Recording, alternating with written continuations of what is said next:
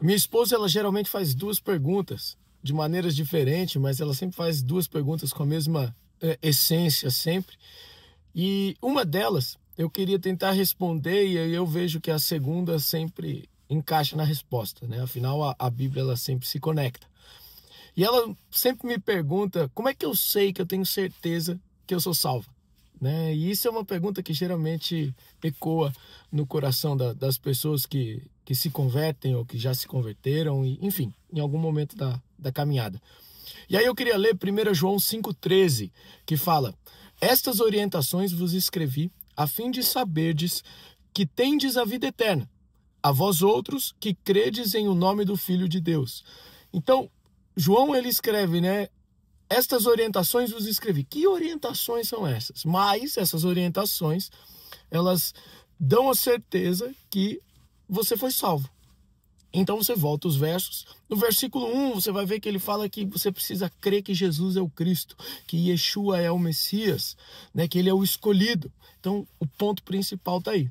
E aí no versículo 2 ele fala que você precisa obedecer aos mandamentos. E aí no versículo 3 ele fala que obedecer os mandamentos não é pesaroso, não é difícil. E aí?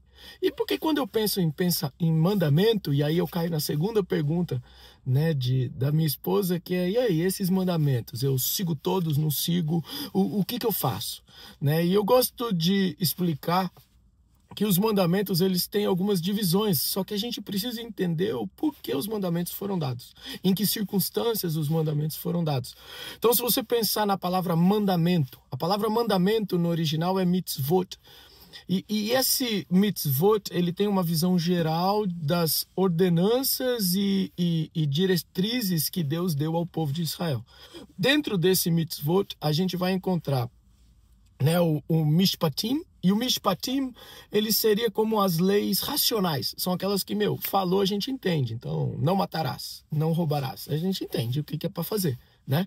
Aí depois a gente tem uma outra que é o hukim. O hukim já são aquelas que elas não necessariamente têm uma explicação do porquê elas estão lá. E aí a gente tem que só obedecer e confiar que Deus, ele é soberano e ele é excelso e ele deu aquilo ali. E, por exemplo, as leis de dieta, a novilha vermelha, número 19, tipo, para que tem isso aí lá? Né? Então, a princípio, a gente não entende, óbvio, né? Dá pra gente ir muito mais a fundo em cada uma delas, mas de bate-pronto, ela sempre fica um ponto de interrogação. E aí a gente tem também os edot. O edot é aquele que traz a memória, né? Um evento, alguma coisa pra gente comemorar ou pra gente celebrar, lembrando sempre da aliança que Deus fez, apontando sempre para algo, né? Então, por exemplo, a Páscoa, a guarda do sábado, e tudo que eles foram dando, né, e tudo que eles foram desenhando. O que a gente precisa ter em mente é que a Bíblia, ela traz de forma gradativa, né, ela vem gradativamente explicando o plano da salvação. Então, para que você seja salvo, você precisa, né, segundo a Bíblia, obedecer os mandamentos. Tá, que mandamentos? Geralmente a gente vai trazer na cabeça os 10 mandamentos, mas se eu falar para vocês que a expressão 10 mandamentos, ela aparece na Bíblia 3 vezes. E que 10 mandamentos não são 10 mandamentos, eles são 10 palavras, né? Ele é o Aseret Hadevarim, são 10 palavras. Então, são 10 palavras. Se você vê toda a história da entrega dos 10 mandamentos, o que tem depois, o que acontece depois, quantas vezes Moisés subiu no monte e desceu antes de pegar a tábua da lei, o que mais ele recebeu enquanto estava lá no monte, porque ele recebeu mais instruções. Então, tudo isso precisa ser levado em consideração. E é interessante que a gente começa a colocar pontos. Isso eu posso fazer, isso eu não posso fazer. E a gente simplesmente obedece porque está lá escrito. E a gente não entende o porquê foi dado as leis. E esse é o ponto. O ponto de obedecer os mandamentos, a gente precisa entender que quando ele foi dado, a circunstância que foi dado os mandamentos, Moisés recebeu os 10 mandamentos, e aí o primeiro, qual era? Não adorarás outros deuses. Quando ele desce, o pessoal já está adorando Deus, um outro Deus, né? O bezerro de ouro. E aí vem mais uma sequência de leis. Aí o povo desobedece de novo. Aí vem uma sequência de lei, o povo desobedece de novo. Vai, 613 leis. E no final de Deuteronômio, Moisés ainda fala: vocês vão entrar na terra que né, que prometida, e vocês não vão cumprir a lei, porque vocês já viram que não se cumpre a lei, você não consegue por si só cumprir essa lei. Então, lembrem de obedecer a Deus. E aí, você vê Jesus falando que ele não veio para revogar, mas veio para cumprir, porque ele veio para cumprir a lei.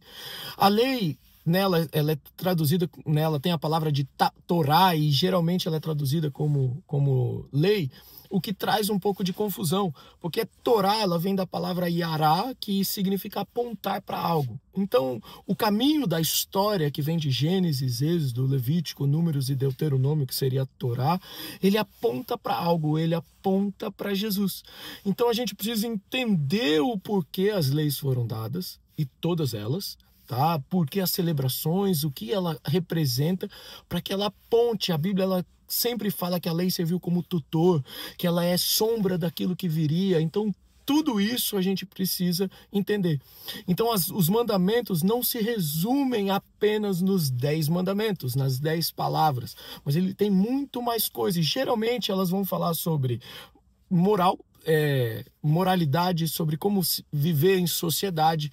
Então, tudo implica no ame a Deus e ao seu próximo como a ti mesmo. Por isso, Jesus, ele resume como os 2 mais importantes, porque aqui em vida nós precisamos aprender a viver em sociedade. E quando você vive em sociedade amando o seu próximo, isso é um sinal, né, que o Espírito, ele age em você e ele transforma o seu coração. A gente vai ver que Jeremias fala que vai ser uma nova lei no coração. Por quê? Porque foi visto que a gente não consegue cumprir, porque o coração do homem, ele tende ao erro, ele tende a começar do erro e não do certo. Então a gente precisa brigar com isso. E precisa haver uma transformação de dentro para fora. Esse é o propósito do Evangelho, esse é o propósito das boas novas, esse é o propósito dos mandamentos. Transformar de dentro para fora por meio de Cristo. Nada é feito além de Cristo. Tudo é feito para Cristo, por Cristo e vem de Cristo. Deus abençoe você.